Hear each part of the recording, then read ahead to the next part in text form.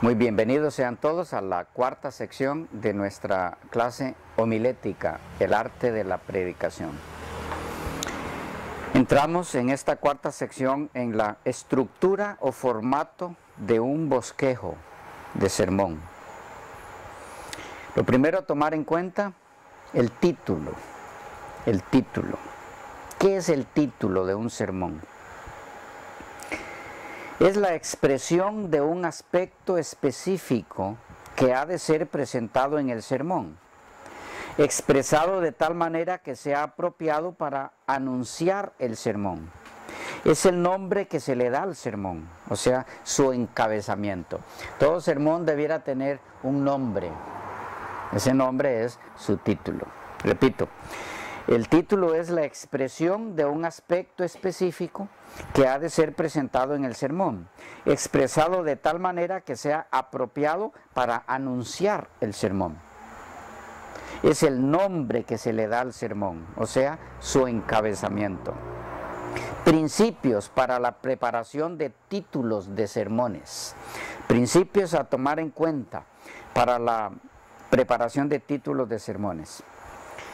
1. Debiera ser pertinente, es decir, calzar con el texto o el mensaje.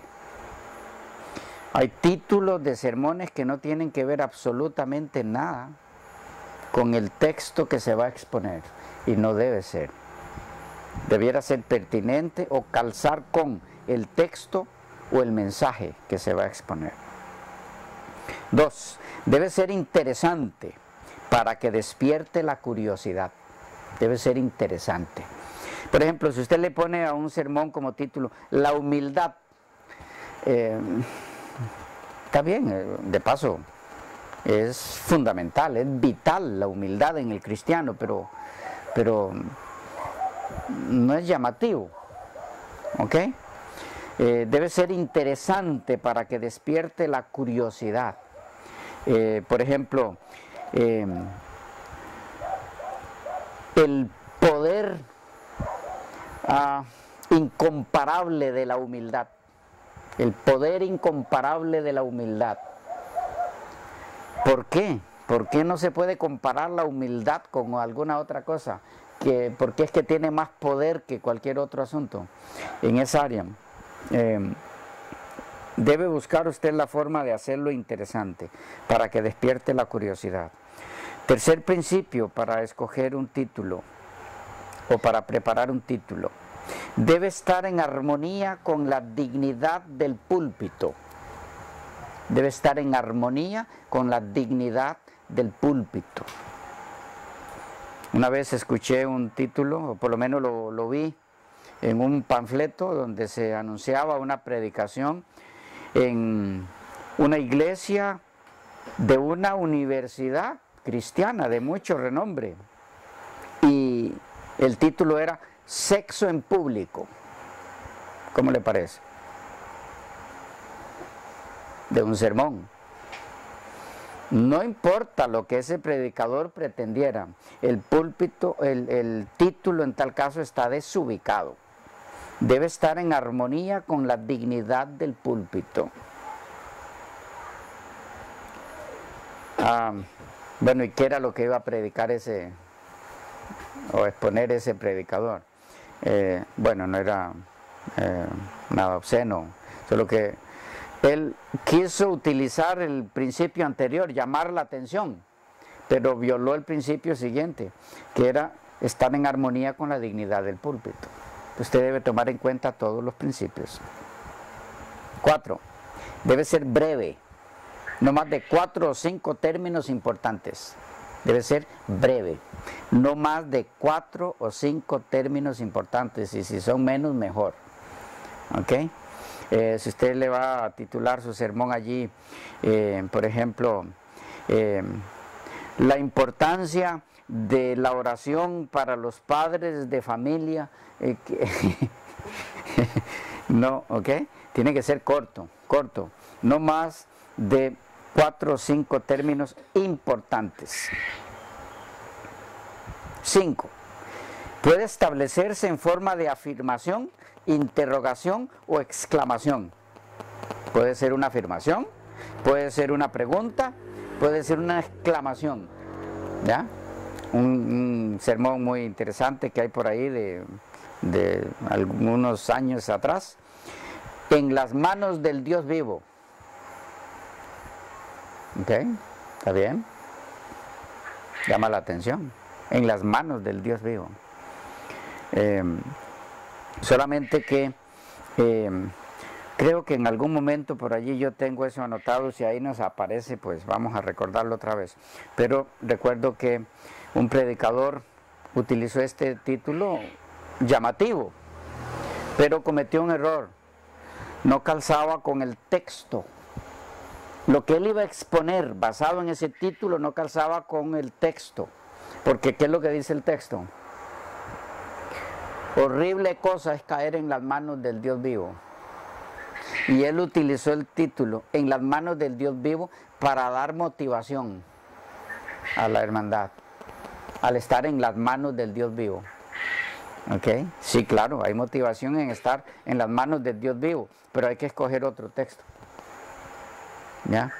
Que hable de en las manos del Dios vivo en forma positiva. ¿Ok? Bueno.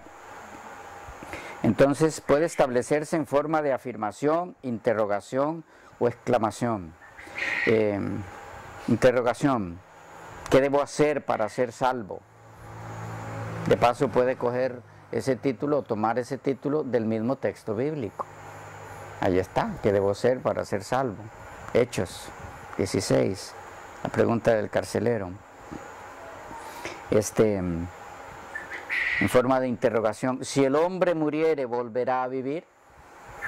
Igual, entre más textual o basado en el propio texto bíblico sea el título, es más llegador a la mente de la persona. Punto 6. Puede consistir en una frase seguida de una pregunta. El título puede formularse así. Puede ser una frase seguida de una pregunta, como la que le mencioné anteriormente. Si el hombre muriere, ¿volverá a vivir? ¿Ya? Puede consistir en una frase seguida de una pregunta. Principio número 7. Puede darse en ocasiones en forma de un sujeto compuesto. 8. Puede consistir en una breve cita de un texto de las Escrituras, como mencionaba, y ese es muy efectivo. Vamos al texto ahora, dejamos por allí el título, vamos al texto. Según Crane, en su libro El Sermón Eficaz, en la página 78, el texto, en el bosquejo del sermón, es aquel pasaje de las Escrituras, sea breve o extenso, del cual el predicador deriva el tema de su sermón. Eso es el texto. El pasaje de las Escrituras, breve o extenso, del cual el predicador deriva el texto de su sermón. La función principal del texto es proporcionar el tema del sermón. El texto es la raíz del tema. Ese es el propósito del texto, proporcionar el tema del sermón, por ser la raíz del tema, ese texto. Principios para la elección de un texto, según Evans. Él nos da algunos principios para la elección de un texto. Dice, no debe ser visto como cosa secundaria. La elección del texto debe prestársele mucha atención, no debe ser visto como cosa secundaria. 2. Debe consistir en una unidad completa de pensamiento. El texto a utilizarse debe consistir en una unidad completa de pensamiento, como el ejemplo que le daba anteriormente. En las manos del Dios vivo. Pero lo que decía antes era horrible cosa o terrible cosa es caer en las manos del Dios vivo. Entonces, yo estoy utilizando allí, si solo pongo como título, en las manos del Dios vivo, y voy a hablar de la confianza que debemos tener en las manos de Dios, estoy utilizando un texto en el que no estoy haciendo uso de la unidad completa de pensamiento. Lo anterior al texto me habla de lo contrario de lo que yo quiero exponer. Entonces debe consistir en una unidad completa de pensamiento. 3. Debe calzar con las necesidades espirituales del auditorio. Debe calzar con las necesidades espirituales del auditorio. Si voy a dar un tema sobre los principios bíblicos en la elección de pareja, donde no hay solteros, todos son casados, ¿qué interés podrían tener? ¿Ya? ¿Cómo escoger la pareja según los principios bíblicos si todos son casados?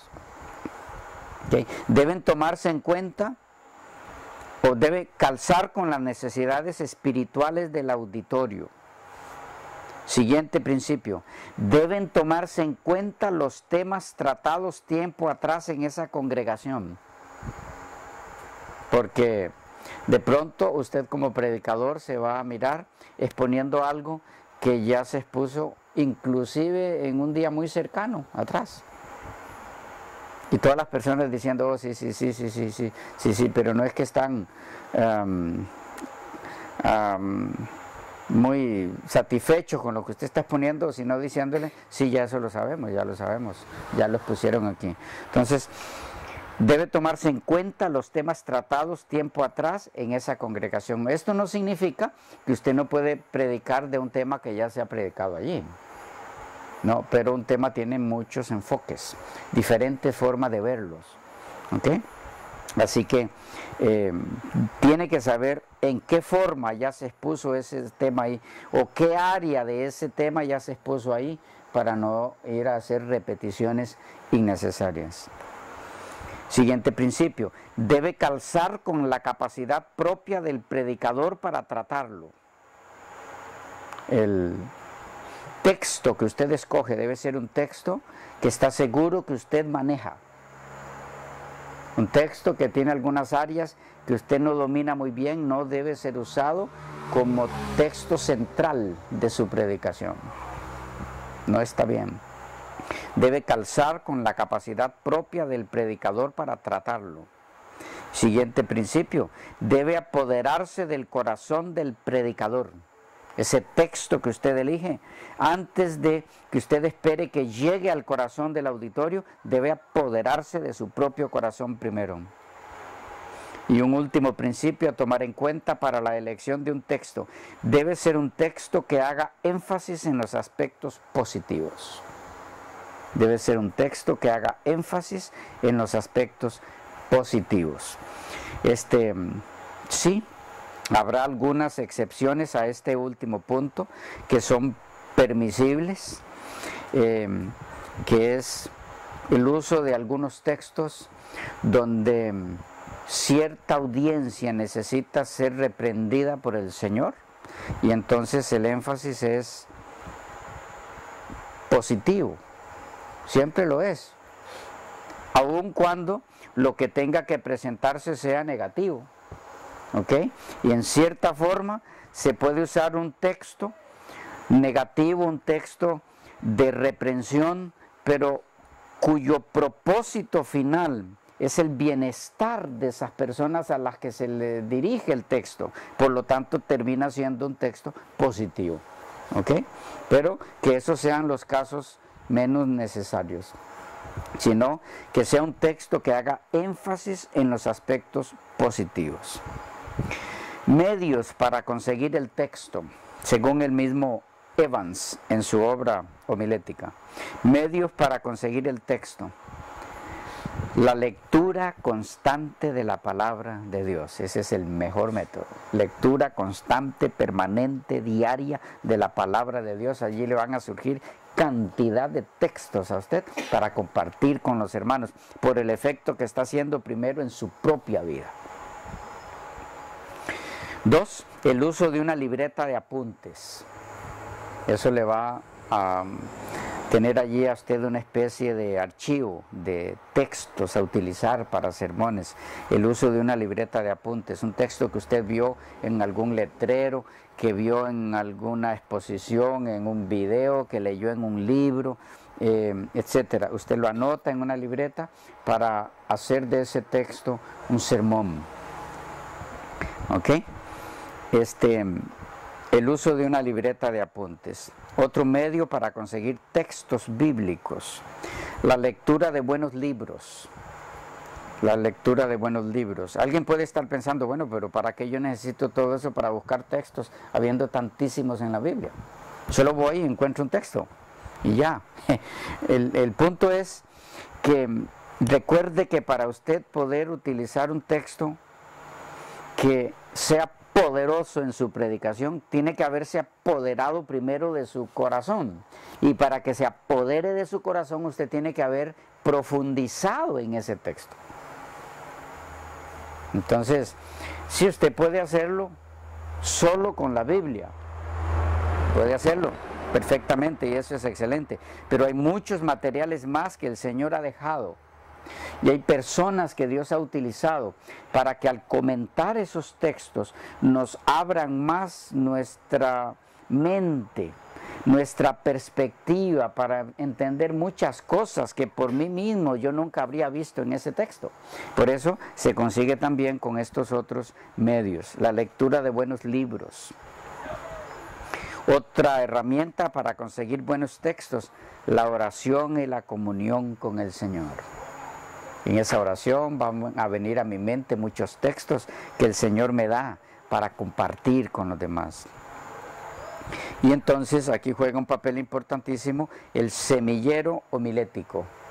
El semillero homilético del que hablamos en el curso de la predicación expositiva. Por lo tanto no lo veremos aquí. Pueden verlo en la predicación expositiva. Precauciones necesarias en su elección, en la elección del texto, algunas precauciones necesarias a tomar en cuenta. 1. Evite el uso de textos raros. ¿Cómo hay textos raros? Sí, hay textos raros, con todo el respeto que debemos a la palabra del Señor. Hay algunos textos extraños. Por ejemplo, nos menciona el Evangelio de un joven que llegó y se encontró allí en la escena donde estaba Jesús con sus discípulos y por alguna razón quedó sin ropa y salió corriendo. ¿Okay? Son textos extraños, textos raros. No son textos que debieran ser utilizados para un sermón. ¿Okay? Evite el uso de textos raros. No es que es un texto malo, tiene que tener su significado y demás ese texto. Ahora, si usted se lo halla como para que lo convierta en un texto que trae lecciones importantísimas para el ser humano, pues hágalo. Pero la idea es esa, evitar el uso de textos raros. Seguimos en precauciones necesarias para elegir un texto como texto del sermón. 2. No debe escogerse un texto que parezca ridículo. No debe escogerse un texto que parezca ridículo, como el que les mencioné. ¿Okay? No es un texto ridículo, sino que parezca ridículo. Porque se presta para risas, se presta para comentarios, ¿verdad? Y cuchicheos entre las personas por el tipo de texto. Entonces, no debe escogerse un texto que parezca ridículo. 3. Repito, no hay ningún texto ridículo en la palabra del Señor, pero algunos que parecieran y que entonces no deben ser utilizados como texto para un sermón. 3. No escoja textos cuyo significado sea dudoso. No escoja textos cuyo significado sea dudoso. Recuerde bien, o capte bien, no estamos diciendo que no escoja un texto dudoso, porque no hay. No hay un texto dudoso.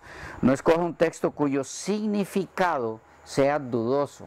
Es decir, que lo que en verdad significa ese texto, ¿qué será? Es tan complicado de entenderlo, pues no lo escoja como para un sermón.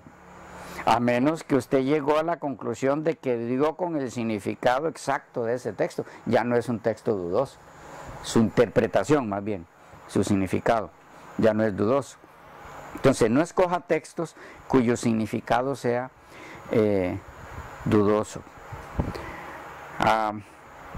Una precaución más necesaria en la elección de un texto: no usar textos mutilados. no usar textos mutilados. Es decir, no use textos que no terminan el pensamiento de algo, ¿verdad? Hay algunos textos tal vez porque en algún momento algo pasó con alguno de los manuscritos en la transmisión del texto, por un error de un copista, alguna cosa, y algún texto que quedó allí que le faltó alguna frase para ser entendido bien. Entonces no use esos textos, use los textos que son claros a toda vista para efectos de un sermón. Las ventajas de tener un texto para cada sermón, según Crane. ¿Cuáles son las ventajas de tener un texto para cada sermón? Bueno, un texto para cada sermón ayuda a conseguir la atención de la congregación. La congregación misma se centra en ese texto y eso hace que el mensaje se entienda mejor. Ayuda a conseguir la atención de la congregación. El tener un texto para cada sermón reviste el mensaje de autoridad. Queda claro en la mente de esa persona que ese mensaje fue un mensaje bíblico. Y cada vez que esa persona lee ese texto, se va a acordar de ese sermón que se basó en ese texto. Y le va a servir en su vida práctica entonces. El tener un texto para cada sermón ayuda al predicador en la preparación de su mensaje. ¿Por qué? Porque le evita el andar divagando por un montón de textos. ¿Ya? Le ayuda a centrarse en un solo pasaje. Ayuda al predicador en la preparación de su mensaje. El tener un texto para cada sermón evita que el predicador se agote, andando por tantos textos que al final no dijo nada. ¿Okay? Evita que el predicador se agote. El tener un texto para cada sermón contribuye al crecimiento espiritual e intelectual del predicador y de la congregación. Porque de esa forma el predicador le enseña a la grey cómo estudiar un texto, para que ellos puedan hacerlo por sí mismos en forma personal en sus casas. Principios para la correcta interpretación del texto. Principios a tomar en cuenta para la correcta interpretación del texto que se escoge para el sermón que se va a predicar. Principios de interpretación del texto. Número 1. Hay que discernir si el lenguaje es literal o figurativo. Hay que tener claro si es un texto literal o es un texto figurado. ¿Ok? Esto es muy importante a tomarlo en cuenta. Si no, se pueden cometer barbaridades en la predicación. Discernir si el lenguaje es literal o si es figurativo. Por ejemplo, si usted va a predicar sobre el rico y Lázaro, Lucas 16, debe saber si eso es un hecho real o si es una parábola, porque dependiendo de una o de la otra situación, el contenido de ese sermón va a ser casi uno contrario al otro. ¿Ok? Debe discernir si el lenguaje es literal o es figurativo. B. Debe conocer el significado de las palabras utilizadas para la audiencia original. ¿Qué significaron las palabras en ese texto para las personas que recibieron por primera vez ese texto? ¿Cómo entendían ellos esas palabras? Así van ustedes a ver, por ejemplo, que hay ocasiones en las que se menciona en la Biblia la palabra perro. ¿Ok? Pero en una ocasión significaba una cosa para la audiencia original a la que se le dio eso. ¿Ya? Si van ustedes al Antiguo Testamento, al Pentateuco, cuando se utilizó ese término en Deuteronomio, se refería al homosexualismo. ¿Ok? Donde dice: no me traerás ofrenda ni de prostituta ni de perro. Es decir, ni de fornicaria ni de fornicario. ¿Ok? Pero cuando leemos en los evangelios, no se da el pan de los amos o de los hijos a los perrillos. Ahora se está refiriendo a otra cosa. Perrillos, allí se está refiriendo, o se está utilizando el término como lo que significaba para las personas un perro, un animal inmundo, porque y representaba en tal caso a los gentiles, porque los gentiles son considerados por los judíos como inmundos. Entonces no tiene que ver nada con el significado anterior que hablábamos de perro. ¿Ok? Vamos a los profetas mayores y habla de perros mudos. No se refiere ni al homosexual, ni se refiere al gentil. Se refiere al predicador que no da señal del peligro al pueblo. Perro mudo. ¿Por qué? Porque no sirve para nada, porque un perro para lo que existe es para que ladre, para que anuncie el peligro. Y si un perro no ladra, pues ¿para qué sirve? Pero ven, significados distintos para un mismo término, perro. Y hay más para perro. Entonces, debe conocerse el significado original para las personas a las que se le dio primeramente el mensaje ese, el texto. Y entonces hacer la aplicación correspondiente a nuestro tiempo. Bien, tercer principio para interpretar correctamente el texto escogido. Esto vamos a verlo más detalladamente cuando entremos a la tercera sección de la predicación, que es la exégesis, y la cuarta, que es la hermenéutica. ¿Okay? Aunque estaremos allí si vemos como tercera hermenéutica y cuarta la exégesis, pero al fin y al cabo tenemos que ver las dos. Ahí vamos a ver más de esto. Todo eso es parte de la predicación.